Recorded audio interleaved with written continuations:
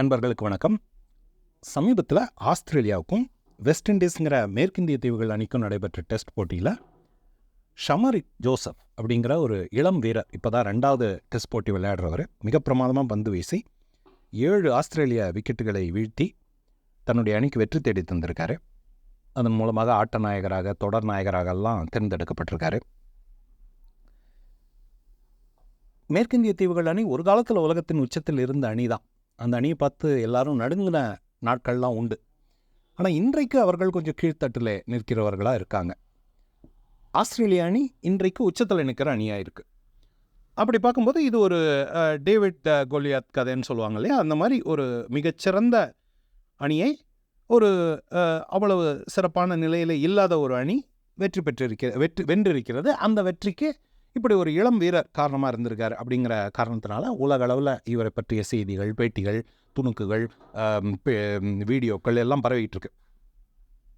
இதெல்லாம் எனக்கு ரொம்ப பிடிக்கும். இந்த மாதிரியான செய்திகள், இந்த மாதிரியான உண்மை கதைகள், உண்மையான வெற்றி கதைகள், குறிப்பாக ஒரு எளிய பின்னணியிலிருந்து வந்தவர்களுடைய வெற்றி கதைகள்லாம் எனக்கு ரொம்ப பிடிக்கும். இவர் ஷமர் ஜோசப் ஏதோ ஒரு நிறுவனத்தில் காவலாளராக வேலை செஞ்சிட்டு இருந்ததாகவும், அப்போ அவருடைய பந்து வீச்சை பார்த்து பிரசன்னா அப்படிங்கிற ஒரு கிரிக்கெட் பயிற்சியாளர் அவரை போட்டிகளுக்கு அழைச்சதாகவும், அதன் பிறகு அவர் படிப்படியாக முன்னேறி தன்னுடைய அணிக்கு விளையாடும் அளவுக்கு வளர்ந்திருப்பதாகவும், இன்றைக்கு ஒரு ஃபேரிடேல் விக்ட்ரின்னு சொல்லுவாங்க, அந்த மாதிரி ஒரு எல்லாரும் நினச்சி இன்னைக்கு மட்டும் இல்லை, இன்னும் 10 வருடம் 50 வருடம் 100 வருடம் கூட நினைவில் வைத்திருந்து பாராட்டக்கூடிய ஒரு வெற்றி அவருக்கு 2வது போட்டியிலேயே கிடச்சிருக்கு.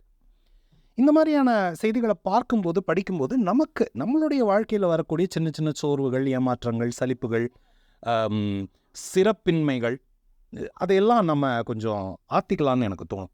ஏன்னா நம்ம எல்லாருமே மனிதர்கள் தான். யாருமே தொடர்ந்து முன்னேற்றங்களை மட்டுமே சந்திச்சுக்கிட்டு இருக்கிறவங்க இல்லை. எல்லாருக்குமே சறுக்கல்கள் இருக்கும். அதை நம்ம வெளியே சொல்கிறோமா ஏற்றுக்கிறோமா அப்படிங்கிறது வேறு விஷயம். ஆனால் கண்டிப்பாக எல்லாருக்குமே சறுக்கல்கள் இருக்கும். அந்த சர்க்கிள்களை பொருட்படுத்தாமல் முன்னேறி போவதற்கு இந்த மாதிரியான வெற்றியாளர்களுடைய கதைகள் உண்மையிலேயே மிகுந்த ஊக்கம் அளிக்கிறதா தான் இருக்கும். அந்த விதத்தில் அது நம்ம கிரிக்கெட் விளையாடணும்னு கட்டாயம் கிடையாது. நம்ம வேறு ஒரு விளையாட்டில் இருக்கலாம், நம்ம ஓவியராக இருக்கலாம், நம்ம கதை எழுதுகிறவராக இருக்கலாம், நம்ம சாஃப்ட்வேர் எழுதுகிறவராக இருக்கலாம், யாராக வேணா இருக்கலாம். ஆனால் இந்த துறையில் இப்படி ஒருத்தர் ஜெயிச்சிருக்கார் அப்படின்னு பார்க்கும்போது அது நமக்கு ஒரு ஊக்கம் தருகிறது. மனிதனுடைய சாத்தியத்தின் மீது மனிதனால் என்னவெல்லாம் செய்ய முடியும் அப்படிங்கிற அந்த ஒரு வாய்ப்பு, இப்படி ஒரு வாய்ப்பு இருக்குது, நமக்கு திறந்திருக்கு அப்படிங்கிற எண்ணத்தை எல்லாம் இது கொடுக்கும். அதனால் எனக்கு இது ரொம்ப பிடிக்கும். இது கொஞ்சம் சில பேர் கொஞ்சம் அருவருப்பாக பார்ப்பாங்க இந்த மாதிரியான விஷயங்களை. அது என்ன, அடுத்தவங்க கிட்டேருந்து நமக்கான ஊக்கத்தை பெறுவது, நமக்கான ஊக்கம் உள்ளேருந்து வரணும் அப்படின்னு சொல்கிறவங்க இருக்காங்க. நான் அப்படி கிடையாது. எனக்கு ஜெயிக்கிறவங்களை பிடிக்கும், ஜெயிக்கிறவங்கள பற்றி படிக்கிறது பிடிக்கும், அதுலேருந்து கற்றுக்கிறது பிடிக்கும், தோக்கிறவங்கள பற்றி படிக்கிறதும் பிடிக்கும். ஆனால் அது வேற கதை, அதை இன்னொரு நாள் பேசுவோம். ஜெயிக்கிறவங்கள பற்றி படிக்கிறது எனக்கு ரொம்ப பிடிக்கும். அதுலேருந்து நம்ம என்ன கற்றுக்க முடியும் அப்படிங்கிறத தான் நான் பார்ப்பேன். இப்போ எடுத்துக்காட்டால் இந்த ஷமர் ஜோசப்பை பற்றின செய்திகளை எல்லாம் நம்ம தொடர்ச்சியாக படிக்கும்போது அதில் ஒரு சுவையான செய்தி எனக்கு முக்கியமான ஒரு பாடமாக தோணுச்சு. பிரசன்னா அப்படிங்கிற ஒரு கிரிக்கெட் பயிற்சியாளர், அவரும் ஷமர் ஜோசஃபும் முதல் தடவை சந்திக்கிறாங்க. அப்போது ஷமர் ஜோசப் நெட் பவுலர் அப்படின்னு சொல்லப்படுகிற ஒரு வேலையை செஞ்சிட்ருக்காரு. நெட் பவுலர் அப்படின்னா என்னென்னா, இப்போது நெட் ப்ராக்டிஸ்ன்னு சொல்லுவாங்க இல்லையா, ஒரு வலையெல்லாம் கட்டி அதுக்கு நடுவில் வேறு கிரிக்கெட் வீரர்கள் பயிற்சி எடுத்துகிட்டு இருப்பாங்க. அங்கே ஒரு பேட்ஸ்மேன், ஒரு மட்டை வீச்சாளர் பயிற்சி எடுக்கணும் அப்படின்னா அவருக்கு யாராவது ஒருத்தர் பந்து வீசணும். அவங்க விதவிதமாக பந்து வீசணும், தொடர்ந்து வீசிக்கிட்டே இருக்கணும், வேறு விதமாக வீசிக்கிட்டே இருக்கணும். அவங்க அடிச்சு ப்ராக்டிஸ் எடுப்பாங்க. அதுதான் கிட்டத்தட்ட ஒரு பாடகருக்கு ஒரு மைக் என்ன வேலையை செய்யுதோ அந்த வேலையை தான் அங்கே நெட் பவுலர் செய்ய முடியும். அங்கே முக்கியம் பேட்டிங் பண்ணுறவர் தான், மட்டை வீச்சாளர் தான். அவர் பயிற்சி எடுக்கிறதுக்கு பந்து வீசிக்கிட்டே இருக்கணும் திரும்ப திரும்ப. இன்றைக்கி அந்த வேலையை எந்திரங்கள் செஞ்சிடும், பவுலிங் மிஷின்ஸ் எல்லாம் இருக்குது. ஆனால் அன்றைக்கி ஷமர் ஜோசப் அந்த வேலையை செஞ்சிகிட்டு இருக்காரு, ஒரு நெட் பவுலராக வேலை செஞ்சிட்ருக்காரு. யோசிச்சு பாருங்கள், இப்போ நாம் செஞ்சிட்ருக்கிற வேலையை என்றைக்காவது ஒரு மிஷின் எடுத்துக்குமோ அப்படிங்கிற பயத்தில் இருக்கும் இந்த ஆர்டிஃபிஷியல் இன்டெலிஜென்ஸ் பற்றியெல்லாம் பேசும்போது. ஆனால் அவர் ஒரு மிஷின் செஞ்சிடக்கூடிய ஒரு வேலையை தன்னுடைய ஏழ்மை காரணமாக, அப்படி பந்து போட்டால் ஏதோ ஒரு சம்பளம் கிடைக்கும் அப்படிங்கிற ஒரு காரணத்தினால ஒரு மிஷின் செய்யக்கூடிய ஒரு வேலையை அவர் செஞ்சிட்ருக்காரு. அதாவது எந்திரத்தனமான வேலைன்னு நம்ம சொல்கிறோம் இல்லையா, அது அன்றைக்கி அவர் செஞ்சது தான் எந்திரத்தனமான வேலை. எந்திரம் செய்ய வேண்டிய வேலை, எந்திரம் செய்யக்கூடிய வேலை, ஆனால் அவர் செஞ்சுக்கிட்டு இருக்காரு. அப்போது அவர் என்ன பண்ணணும், பந்து வீசணும், திரும்ப திரும்ப பந்து வீசணும், அவ்வளோதான். சிறப்பாக பந்து வீசணும்லாம் எந்த கட்டாயமும் கிடையாது. 1 மணி நேரம் பந்து வீசணும் அப்படின்னா 1 மணி நேரத்துக்கு எவ்வளோ ஒரு 100 பந்து வீசுவாரா, 200 பந்து வீசுவாரா, எனக்கு எண்ணிக்கை தெரியல. 100ன்னு வச்சுப்போமே. 1 மணி நேரத்தில் 100 தடவை பந்து வீசணும். அவ்வளோதான் அவருக்கு கொடுக்கப்பட்டிருக்கிற வேலை. அதை சிறப்பாக வீசணுன்னோ, இவ்வளவு துல்லியமாக வீசணுன்னோ அப்படின்லாம் எந்த கட்டாயமும் கிடையாது. அவர் பந்து வீசினார்னா சம்பளம் கொடுப்பாங்க, வாங்கிட்டு அவர் போயிட்டே இருப்பார். அவ்வளோதான். இதுதான் அவருக்கு கொடுக்கப்பட்ட வேலை. ஆனால் அவர் அன்றைக்கி என்ன பண்ணியிருக்காருன்னு பார்த்தா, இவர் பிரசன்னா வந்து அதை பார்க்குறாரு, எதேச்சியாக பார்க்குறாரு.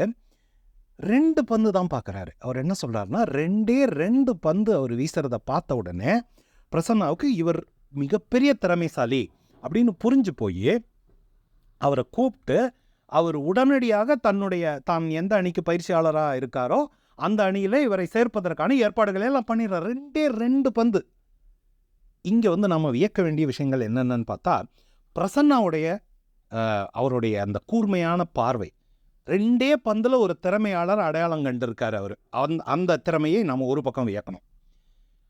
அந்த பந்து வீச்சாளராக இருந்தவர் ஒரு நெட் பவுலர் தானே, ஒரு ஏழை தானே, ஒன்றும் அவருக்கு பெரிய பயிற்சியெல்லாம் கிடையாது, அவர் யாருக்கிட்டையும் பயிற்சி எடுத்தவர் கிடையாதே அப்படின்லாம் நினைக்காம அவருடைய திறமையை மட்டும் நம்பி அவருக்கு ஒரு வாய்ப்பையும் உண்டாக்கி கொடுத்துருக்காரு. அதையும் நாம் வியக்கணும்.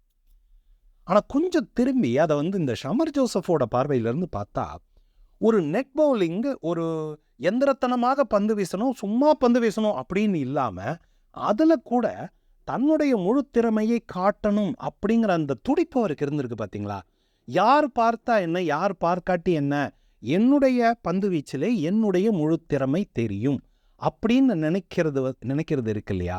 அது வந்து ரொம்ப ரொம்ப முக்கியமான ஒரு பாடம்னு நான் நினைக்கிறேன். அதாவது எதிரிலே நம்ம செய்கிற வேலை எப்படிப்பட்டது, அதோட எதிர்பார்ப்பு என்ன, எதை எதிர்பார்த்து அவங்க அந்த வேலையை நம்மக்கிட்ட கொடுத்துருக்காங்க அப்படிங்கிறதையெல்லாம் கொஞ்சம் கூட பொருட்படுத்தாமல், என்னுடைய திறமை இது, நீங்கள் என்னை கூட்டிகிட்டு போய் 10,000 பேர் முன்னாடி நிறுத்தினாலும் நான் இப்படித்தான் பாடுவேன், ஒரே ஒருத்தருக்காக அவர் முன்னாடி நின்று பாடினாலும் நான் இப்படித்தான் பாடுவேன் அப்படின்னு சொல்லி நம்மளுடைய திறமையை எந்த களமாக இருந்தாலும் முழு திறமையை காட்டுவது. அவருக்கு என்ன தெரியுமா, பிரசன்னான்னு ஒருத்தர் பார்த்துக்கிட்டு இருக்காரு அப்படின்னு? அந்த பிரசன்னாங்கிறவர் வந்து ஒரு பயிற்சியாளர்னு அவருக்கு தெரியுமா? அவர் முன்னாடி சூப்பராக 2 பந்து போட்டால் அவர் நம்மளை டீமில் எடுத்துக்குவார் அப்படின்னு அவருக்கு தெரியுமா? எதுவுமே தெரியாது. ஆனால் அவருக்கு தெரிஞ்சது சிறப்பாக பந்து வீசுவது மட்டும்தான். அதை மட்டும் திரும்ப திரும்ப திரும்ப செய்கிற ஒரு ஊக்கம் அவருக்கு இருந்திருக்கிறது. இதை வந்து நான் எப்படி ஒப்பிட்டு பார்க்குறேன்னா, இப்போ அலுவலகத்தில் நான் சந்தித்த சில மனிதர்கள் இந்த வாக்கியத்தை அவங்ககிட்ட இருந்து கேட்டிருக்கேன் நான். அவங்க வந்து என்ன சொல்லுவாங்க, சில கூட்டங்களில் அவங்க ரொம்ப சிறப்பாக செயல்பட்டு பிரமாதமாக பேசுவாங்க, ரொம்ப துல்லியமான தகவல்களை எல்லாம் கொண்டு வந்து வச்சு அவ்வளோ அழகாக அதையெல்லாம் படமெல்லாம் போட்டு கிராஃபெல்லாம் போட்டு எல்லாம் பண்ணி அவ்வளோ சிறப்பாக பண்ணுவாங்க. சில கூட்டங்களில் சும்மா ஏனோ தானோன்னு தான் பண்ணுவாங்க. அதை கவனித்து பார்த்தா அந்த முதல் கூட்டங்கள், அதாவது அவங்க ரொம்ப சிறப்பாக பணியாற்றிய அந்த கூட்டங்கள்லாம் பார்த்தீங்கன்னா அவங்களுடைய மேனேஜரோ அவருடைய மேனேஜரோ யாரோ ஒரு பெரிய ஆள் இருப்பாங்க. அந்த பெரிய ஆள் முன்னாடி நாம் வந்து நம்மளுடைய திறமையை காட்டணும் அப்படிங்கிற அந்த முனைப்பு வந்து அதில் தெரியும். ஆனால் ஒரு சாதாரணமான கூட்டத்தில் அவங்களுடைய அதே திறமை வெளிப்படாது. இப்படிப்பட்டவர்களையும் நான் பார்த்துருக்கேன். அதுக்கு மாறாக இந்த ஷமர் ஜோசஃபை போல எங்கே போனாலும் எப்படிப்பட்ட கூட்டமாக இருந்தாலும் யார் பார்க்குறாங்க யார் பார்க்கல அப்படிங்கிறத பற்றியெல்லாம் கவலைப்படாமல் என் கடன் பணி செய்து கிடப்பதே அப்படின்னு சொல்கிறாங்க இல்லையா? என் கடன் சிறப்பாக பணி செய்து கிடப்பதே, என் கடன் என்னுடைய திறமை எவ்வளோ உயரத்துக்கு போகுமோ அவ்வளோ உயரத்துக்கு போய் பணி செய்து கிடப்பதே அப்படிங்கிற மாதிரி எப்பவும் தன்னுடைய திறமையை வெளிப்படுத்த. இப்போ ஒரு பூ இருக்குது அப்படின்னா அந்த பூ வந்து யார் பார்க்குறாங்க, எந்த சூழ்நிலையில் வளருது அப்படிங்கிறதையெல்லாம் பார்த்து அது அழகாக பூக்க போகிறதில்ல. அதோட தன்மை அது எப்போவுமே அப்படிதான் பூக்கும். அதுபோல் நம்மளுடைய திறமையை யார் அதை எதிர்பார்க்கிறார்கள், எதிர்க்க யார் இருக்காங்க, அவங்க பார்த்து நம்மளை பாராட்ட போகிறாங்களா, கைத்தட்ட போகிறாங்களா, நமக்கு காசு கொடுக்க போகிறாங்களா, ப்ரமோஷன் கொடுக்க போகிறாங்களா, புகழ் வரப்போகுதா அப்படிங்கிறத பற்றியெல்லாம் கவலைப்படாமல் எந்த இடத்துலையும் என்னுடைய திறமையின் உச்சத்தை நான் காட்டிக்கிட்டே இருப்பேன் அப்படிங்கிற மனநிலையோடு இருக்கிறது எவ்வளவு கடினம் தெரியுமா? அதை வந்து இந்த சின்ன பையன் அவருக்கு என்ன வயசு இருந்திருக்கும் அப்போ அந்த நேரத்தில் அவருக்கு என்னுடைய பந்து வீச்சு எவ்வளவு சிறப்பாக போக முடியுமோ அவ்வளவு சிறப்பாக தான் நான் ஒவ்வொரு பந்தையும் நீங்கள் மிகச்சிறப்பாக வீசுகிறீர்கள் என்றால் கண்டிப்பாக உங்களுக்கான வாய்ப்பு கதவை தட்டும்போது நீங்கள் அந்த பந்தையும் சிறப்பாக தான் வீசிக்கிட்டு இருப்பீங்க. அப்படி இல்லாமல் சில பந்துகளை மட்டும் சிறப்பாக வீசிட்டு சில பந்துகளை சுமாராக வீசிக்கிட்டு இருந்தீங்கன்னா பிரசன்னா பார்க்கும்போது அந்த 2 பந்தையும் அவர் சுமாராக வீசியிருந்தார் அப்படின்னா இன்றைக்கி இந்த வெற்றி கதையை நம்ம கேட்டுக்கிட்டு இருக்க மாட்டோம், நாம் இதை பேசிக்கிட்டு இருக்க மாட்டோம். அதுதான் அந்த அந்த ஒரு வேறுபாடு தான். நான் சில சில இப்போ நீங்கள் ஒரு கதை எழுதுறீங்க, அதை வந்து உங்களுடைய ஃபேஸ்புக் பக்கத்தில் போடுறீங்க, அல்லது உங்களுடைய வலைப்பதிவில் பதிவு செய்கிறீங்க. இன்னொரு கதை எழுதுறீங்க, அது வந்து குமுதம், ஆனந்த விகடன் மாதிரியான ஒரு பெரிய பத்திரிகையில் வருது. இந்த 2க்கும் தரத்தில் வேறுபாடு இருக்குது அப்படின்னா, நீங்கள் வந்து ஷமார் ஜோசஃபுடைய அந்த நிலையை இன்னும் எட்டலைன்னு அர்த்தம். நீங்கன்னு சொல்கிறது எனக்கும் சேர்த்து தான் சொல்லிக்கிறேன் நான். நம்ம செய்கிற ஒவ்வொரு வேலையும் நம்முடைய திறமையின் உச்சத்தை நம்முடைய உச்சத்தை காட்ட வேண்டும். அது எந்த சூழ்நிலையில் செய்யப்படுகிறது அப்படிங்கிறத பார்த்து அதுக்கேற்ற மாதிரி நம்மளுடைய வேலையை கூட்டி குறைத்து கொண்டு இருக்கிறதுங்கிற அந்த மனநிலை வந்து வெற்றிக்கு உதவாதுன்னு நான் நினைக்கிறேன். அந்த பாடத்தை தான் நான் வந்து இந்த ஷமர் ஜோசஃபும் பிரசன்னாவும் சந்தித்த அந்த முதல் நிகழ்ச்சியிலேருந்து நான் கற்றுக்கிட்டேன். அதை உங்ககிட்ட பகிர்ந்துக்கணும்னு நினச்சேன். நன்றி.